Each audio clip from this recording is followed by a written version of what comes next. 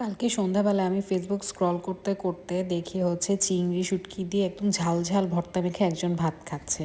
তো ওই ভিডিওটা দেখে আমার এত বেশি চিংড়ি ভর্তা খেতে ইচ্ছা করতেছিল। ওই সময় আমি হচ্ছে আসিফকে অফিস থেকে আসার সময় বলছিলাম চিংড়ি শুটকি নিয়ে আসতে। তো চিংড়ি শুটকি নিয়ে আসা হয়েছে, এগুলোকে একটু ভালো করে তেলে নিব, মানে তেল ছাড়াই ভালো করে একটু তেলে নিছি। সুন্দর ফ্লেভার যখন আসছে তখন নামাই ফেলছিলাম। এরপর এগুলোকে আমি একটু ধুয়ে নিছি। ধুয়ে না নিলে আসলে এটার মধ্যে দুনিয়ার ময়লা থাকে, বালি থাকে, এগুলোকে একটু ধুয়ে নিলেই বেটার। তারপরে আমি এই যে ধুয়ে নেওয়ার পর এখানে আমি সামান্য একটু তেলের মধ্যে ভেজে নিব, অল্প আঁচে রেখে রেখে তেলের মধ্যে ভেজে নিব। তার মধ্যে যখন এই পানিটা টেনে যাবে শুটকি থেকে তখন এর মধ্যে রসুন, কাঁচামরিচ, পেঁয়াজ দিয়ে দিব। আর ধনেপাতাটা আমি ব্লেন্ড করার সময় দিব। এটাকে জাস্ট হালকা একটু ভেজে নেওয়া আর কি, তেলের মধ্যে হালকা একটু ভেজে নিলে দেখা যায় যে কাঁচা যে মানে পেঁয়াজ বা রসুনের যে একটু একটু পানি পানি ভাবটা থাকে, সেই পানি পানি ভাবটা যখন টেনে যাবে তখন হচ্ছে মানে ওই পর্যন্ত ভেজে নিব আর কি।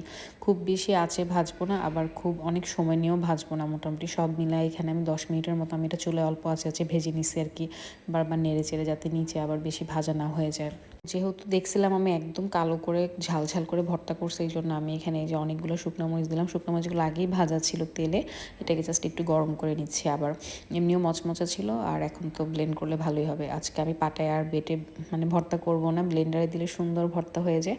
অল্প একটু একটু হচ্ছে সরিষার তেল দিয়ে ব্লেন্ড করে নিচ্ছি, যে দেখেন খুব সুন্দর মিহি করে ব্লেন্ড হয়ে গেছে। তো কার কার এরকম ঝাল ঝাল ভর্তা ভালো লাগে অবশ্যই জানাবেন। Thanks for watching. আল্লাহ হাফেজ।